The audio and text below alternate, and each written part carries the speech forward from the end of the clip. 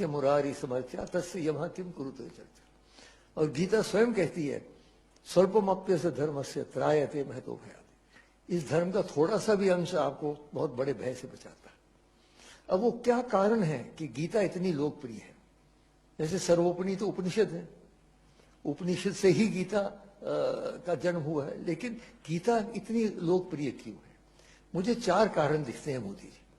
पहला कारण यह है कि गीता संघर्ष का शास्त्र है और आज हम लोग संघर्ष की परिस्थिति में हैं। हम उपनिषद का बिल्कुल वातावरण अलग था, बैठे हुए आराम से हिमालय की किसी पर्वत चोटी पे आश्रम में, लेकिन गीता में तो वहां युद्ध शुरू हो रहा है, शंख बज चुके हैं, पक्षपात तैयार हो रहे हैं उसके बीच में।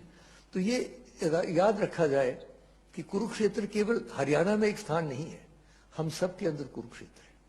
हमारे अंदर ही दैविक और आसुरिक शक्तियों का युद्ध हो रहा है, इसलिए हम लोग संघर्ष में, और आजकल विशेषकर संघर्ष में परिस्थिति में है, इसलिए ये हमें बहुत आकर्षित करता है, पहला कारण। दूसरा कारण ये है कि भगवत गीता के गुरु का विलक्षण स्वरूप, हर एक उपनिषद के गुरु हैं, आप जानते हैं, याज्ञवल्क्य हैं, जनक हैं, अंगिरस इत्यादि हैं, लेकिन यहां तो भगवान श्री कृष्ण स्वयं है।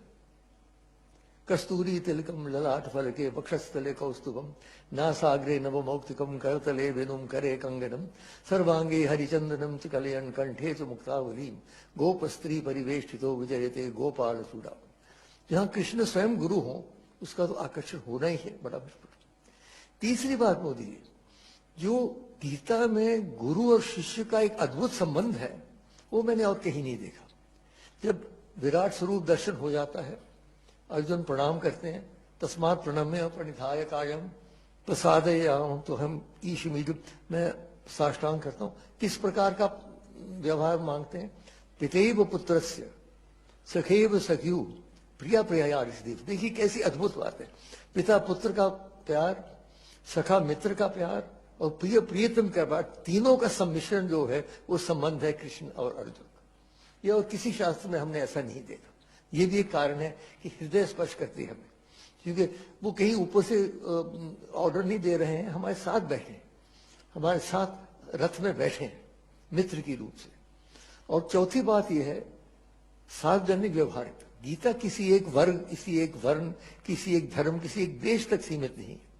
ईश्वर सर्वभूतानां हृदयेषु तिष्ठति, हर एक प्राणी के अंदर भगवान का निवास है। ये हमारे वेदांत का मंत्र है, ऋग्वेद का बहुत हमारे संस्कृति का मूल मंत्र है। एक एकम सत विप्रहा बहुधा वदंती, सताई एक है, उसे कहने के अलग अलग मार्ग है। इसलिए गीता में हर एक जगह, इस सारी दुनिया में जब जाता हूं मैं, तो गीता जो लोग, केवल हिंदू नहीं दूसरे धर्म के लोग भी गीता को पढ़ते हैं बड़े रुचि से। ये 4 कारण मैं मानता हूं मोदी कि गीता इतनी लोकप्रिय है।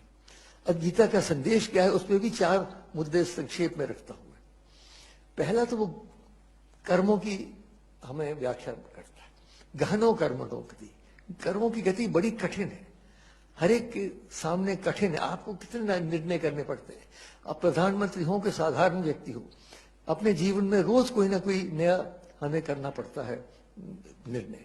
तो निर्णय का उन्होंने डूज और डोंट नहीं किया, जैसे कुछ लोगों ने कहा ये करो ये नहीं करो, नहीं। उन्होंने एक आंतरिक मंत्र दे दिया। क्या कहा उन्होंने? यत प्रवृत्तिर्भूतानां येन सर्वमिदं ततं स्वकर्मणा तमभ्यर्थ सिद्धिं विन्दति मानव। जो ईशावास्यमुदं इदं सर्वम, जो सारे ब्रह्मांड में व्याप्त शक्ति है, उसको यदि हम अपने कर्म से उसकी पूजा करते हैं तब हम सिद्धि की ओर जाएंगे। उसका अर्थ ये निकला कि जो भी हमारे इष्ट हैं, मैं भगवान शंकर का भक्त हूं, यत यत कर्म करोमि तत् तत् अखिलम शंभो तबाराग। कृष्ण हो, दुर्गा हो, माता हो, जीसस हो, मोहम्मद, जो भी हो, अगर आप सच्चे दिल से समर्पण करते हैं कर्म को, फिर आप गलत कर्म नहीं कर सकते। कि जो ही गलत कर्म करना शुरू किया आपने, आपको लगेगा ये तो मैं उनको नहीं समर्पित कर सकता। तो ये उन्होंने मंत्र दे रखा है कर्म का। दूसरी बात, उन्होंने एक संयुक्त योग की बात की है। हमारे संस्कृति में आप तो जानते हैं 4 प्रमुख योग हैं, ज्ञान योग है, भक्ति योग है, कर्म योग है, राजयोग है। अलग अलग इनके शास्त्र भी है, लेकिन गीता में 700 श्लोक के अंदर चारों योग की उन्होंने व्याख्या की है। और जो जैसे ज्ञान योग नहीं ज्ञानेन सदृशम विप्र में विद्यते, और भक्ति योग तो है ही, जहां कृष्ण होंगे भक्ति भक्ति होगी, और कर्मयोग की मैंने बात कही। राजयोग के बारे में भी मोदी जी अगर आप पढ़ें, पर्याप्त उसमें सामग्री है, कैसे बैठना चाहिए, कैसे श्वास लेना चाहिए, कैसे ध्यान देना चाहिए। तो चारों योग सम्मिश्रित योग। तीसरी बात, संयुक्त आश्वासन। बड़े आश्वासन देते हैं मोदी जी।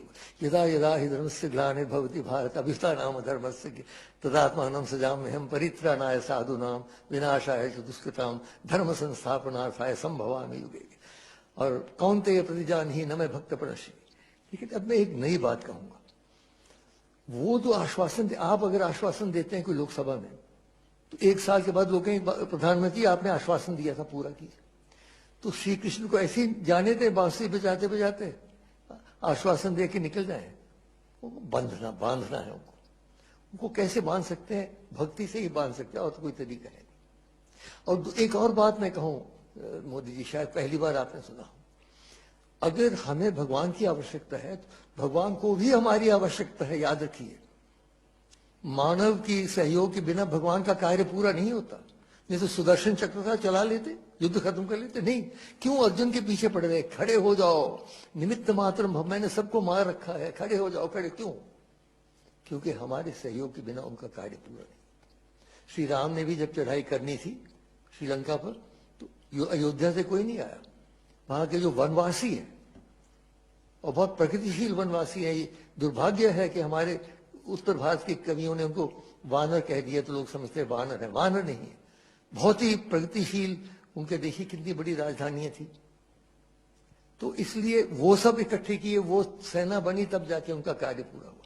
तो इसलिए हमें भगवान को बांधना है, जो आश्वासन ने किए कि नहीं तो ये ना हो जाए कहीं मोदी जी कि हमने माना कि तगाफुल ना करोगे लेकिन खाक हो जाएंगे हम तुमको खबर होने तक।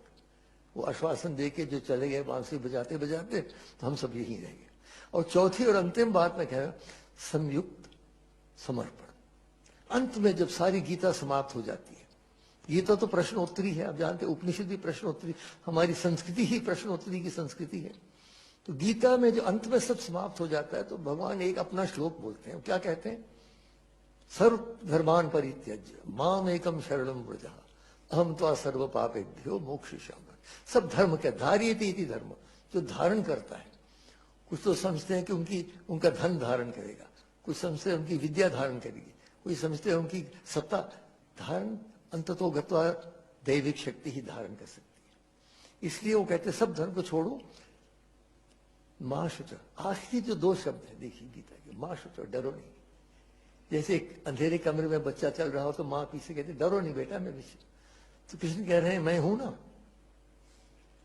इसलिए अंत में मैं श्री कृष्ण के प्रति ही एक श्लोक अर्पित करता हूं, जिसमें हम कह रहे हैं, उनको प्रार्थना कर रहे हैं कि हे भगवान, आप कृपा करके आज ही हमारी चेतना को अपने कृपा में ले लीजिए।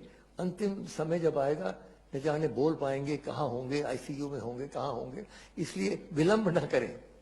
कृष्णत्वदीय पद पंकज पंजरांते अद्येव में विशितु मानस राजहंस प्राण प्रयाण समये कफवाति पित्तैः कंठावरोधन विधौ स्मरणं कुतः। इन शब्दों के साथ मैं पुनः आपका धन्यवाद करते हुए प्रार्थना करता हूं कि आप कार्यक्रम को